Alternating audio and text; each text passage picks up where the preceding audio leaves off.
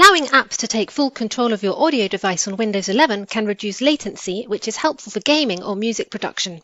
However, it can also stop other apps from using the device, cause conflicts, or change settings like volume or sample rate. It's not recommended to enable this feature when using Microsoft Teams, as it works best when audio is shared across multiple apps, like browsers, music players, or screen recording tools. Today, I will show you where to enable or disable this feature.